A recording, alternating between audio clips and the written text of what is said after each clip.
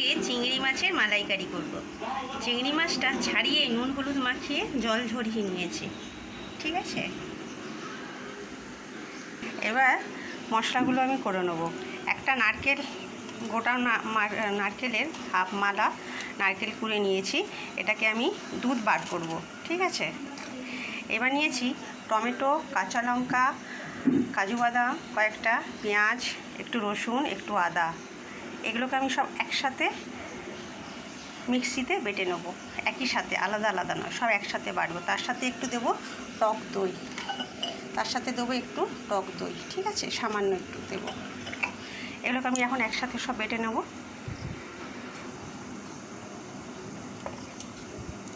টমেটোটা একটু বেশি হয়ে গেছে, আমি একটু কম দেবো, ঠিক আছে। আদাটা দেব, রসুন দেব, 4টে কাঁচা লঙ্কা দেব, কাজু বাদামগুলো দেব। এবার আমি পেঁয়াজটা দেব, পুরোটাই দেব। গ্রেভিটা ভালো হবে, বাচ্চারা চিংড়ি মাছের থেকে জুস গ্রেভিটা চাইবে বেশি। পুরোটা দিয়েই দিলাম টমেটোটা, রেখে কি করব, ঠিক আছে। এর সাথে আমি একটু দই দেব, দইটা বেশি দেবো না, সামান্য একটুখানি দেবো। পড়ে গেল আমার দইটা। এই দেখো, আমি একসাথে বেটে নিয়েছি, ঠিক আছে। দইটা আমার ফাটানো হয়ে গেল, আলাদা করে ফাটাতে হলো না। আর এতে কী হয়, কম সময়ে রান্নাটা হয় খুব তাড়াতাড়ি। সবাই ভাবে আলাদা আলাদা করে বাটা দিলে হয়তো টেস্ট হবে না, এটা এইরকমই করে দেখবে, সব একসাথে পেস্ট করে রান্না করবে, দেখবে খুব সুন্দর টেস্ট হয়। আর গন্ধে খুব সুন্দর হয়, ঠিক আছে। এবার আমি নারকেলের দুধটা বের করে নেব, ঠিক আছে। নারকেলের দুধটা আমি বের করে নিয়েছি, ঠিক আছে। চিংড়ির মালাইকারিটা কিন্তু আমি সর্ষের তেলেই রান্না করব। আমি সর্ষের তেল দিয়ে দিলাম। তেল আমার গরম হয়ে গেছে, এর মধ্যে আমি দেবো একটু কালো জিরে, দুটো কাঁচা লঙ্কা, ঠিক আছে। এবার এই চিংড়ি মাছটা আমি দিয়ে দেবো ওর উপরে।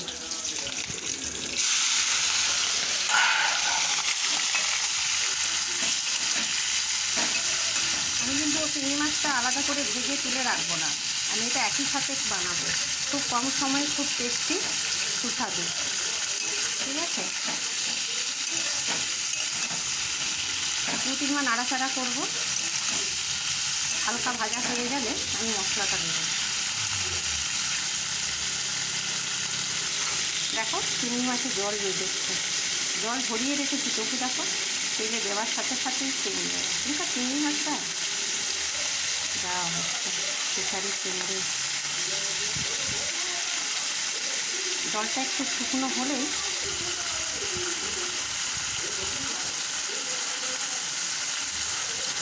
যে কোনো মাছ ভাজার সময় যদি কালো জিরে আর একটু কাঁচা লঙ্কা দিয়ে মাছ ভাজা যায়, গরম গরম ভাতের সাথে খেতে হেভি টেস্টি। তো যে কোনো মাছ হোক, পোনা মাছ, রুই মাছ, কাতলা, যাই হোক না কেন, একটু কালো জিরে আর কাঁচা লঙ্কা দিয়ে ভাজবে বন্ধুরা, দেখবে খেতে খুব ভালো লাগে।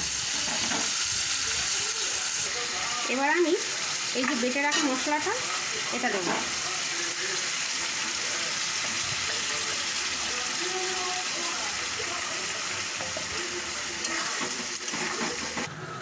এবার নাড়তে নাড়তে আমি বাকি মশলাগুলো আমি দেব, এটা কষা হবে, ঠিক আছে।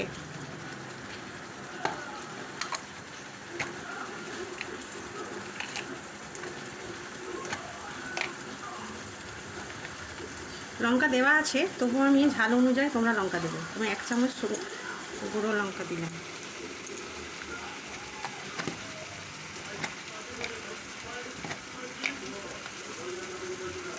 হলুদ গুঁড়ো স্বাদ অনুযায়ী,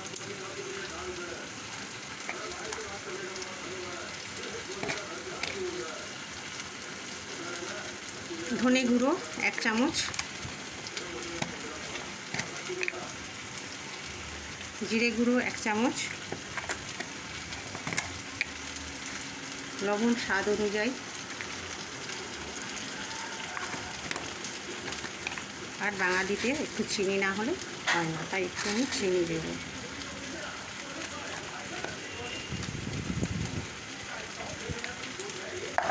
এবার আমি একসাথে কষাতে থাকবো, এটা পুরো যতক্ষণ না তেল ছাড়ছে কষতে থাকবো, ঠিক আছে।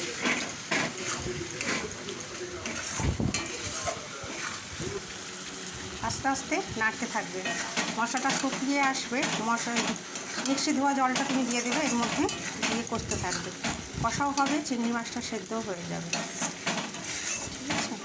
নারকেলের দুধটা আমি পরে দেবো, যখন মশলাটা শুকনো হয়ে যাবে একদম, তখন নারকেলের দুধটা দেবো, গরম মশলাটা সবার লাস্টে দেবো। কি সুন্দর গন্ধ বেরিয়েছে, দেখো কালারটাও খুব সুন্দর। তোমরা ভাবছো চিংড়ি মাছ ঘেটে যাবে বা ভেঙে যাবে, একদম হবে না, চিংড়ি মাছ গোটা গোটাই থাকবে। এ দেখো ধার থেকে তেল ছাড়ছে, আমার মশলাটা পেকে এসছে, কষা হয়ে এসছে, আর একটু পরে আমি নারকেলের দুধটা দেবো। আস্তে আস্তে করে নেবো, তেলটা ছাড়ছে,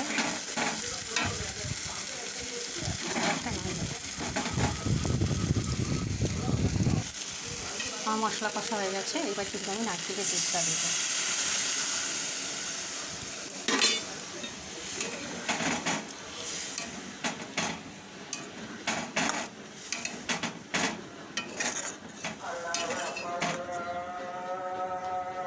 দু মিনিট আমি ফুটিয়ে নেব,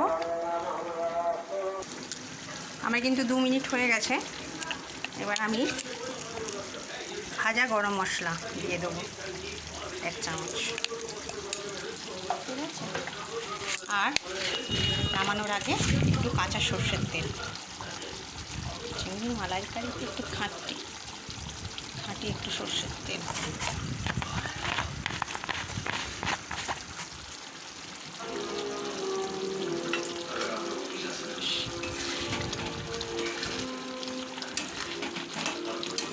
এর থেকে গাঢ় করতে পারো বা কমও রাখতে পারো, ঠিক আছে। হয়ে গেছে আমার চিংড়ির মালাইকারি, দেখো একটা চিংড়িও কিন্তু হয়নি, ভাঙেনি।